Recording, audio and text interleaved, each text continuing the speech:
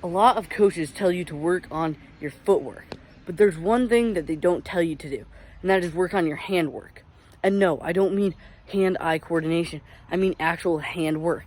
So when you are in press coverage against a defender, what you need to do is actually use your hands to prevent yourself from getting jammed.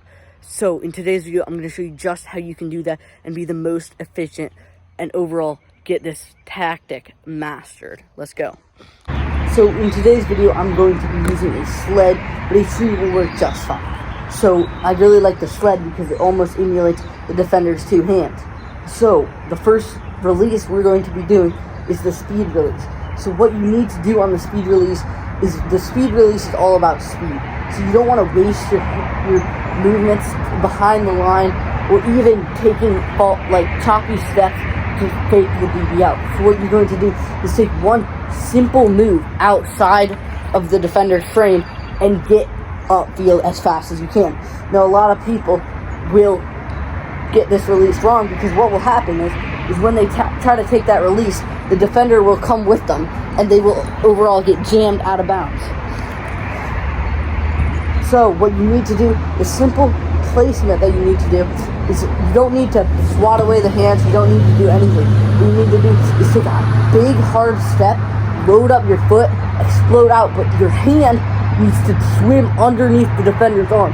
So this is the defender's arm coming at me like this. So what I need to do is cut underneath that arm. That way, you see, my chest can't get hit. If my arm is like this, swim around them, stack over the defender, and get going as fast as you can. The second release is going to be a jab release. So close to the speed release, except you take one move, one fake step to fake the defender out. Now, two key things I see is people will fake defender out, and then they will go the other way, but they won't use their hands. And number two is they'll take a step behind the line to where they're going like this.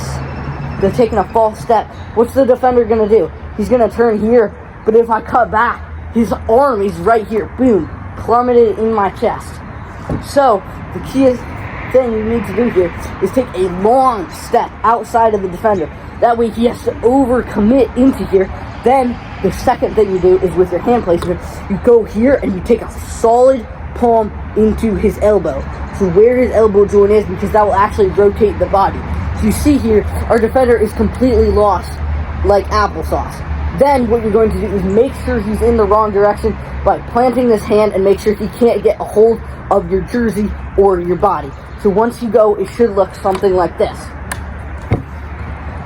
You take a hard step outside, get this defender to overcommit by this leg because they're watching your hips. My hips are pointed towards this way, my body is pointed towards this way. There's no way the defender is not going to open up. Then the second thing you need to do is plant at the elbow joint and get the defender off of his track. Then what you need to do is stack that hand almost like you're swimming. Think about it as a swim. But one thing people mistake is they open their arm too much. And you see the defender still has an arm, so they can get in the way. So what you want to do is kind of almost like a doggy paddle. So you're doing a little swimmy paddle, and so you're going like this. And then what you're going to do is restack and get out of there as fast as you can. And guys, don't be discouraged. These take a lot of practice. I have still not mastered these in-game. They take a lot of hard work and practice, so make sure to stay consistent. Next one we were talking about is a double jab. So we jab, and then get out of there. So what this does is, if you've thrown the jab a couple times, and he's kind of like getting tired, getting beat so much, so he kind of hangs back here and waits for you when you jab. He doesn't overcommit that much.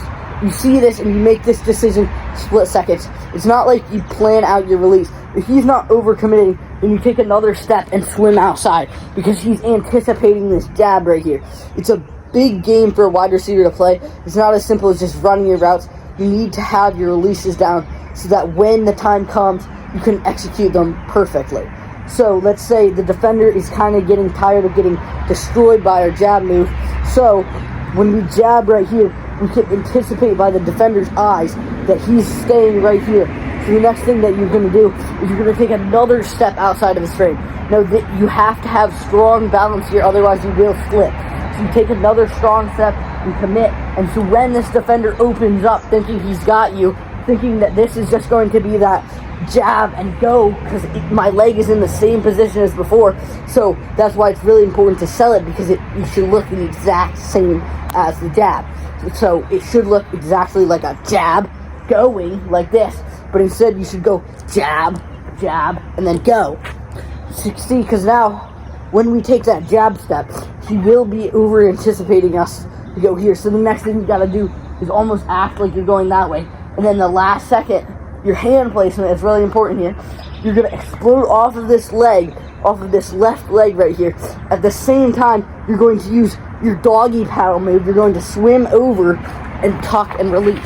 Now, a thing you don't want to do is when you take that jab release, to actually try to knock the defender with your strong hand and try to target his elbow point. Because what this will do is, once you're here, you want to get out. But if you have your hand on this elbow joint right here, that's not going to work. So what you're going to do is actually use that swim move, because one, it won't twist your hips that way. That is the wrong way, and you will get absolutely destroyed if you go that way.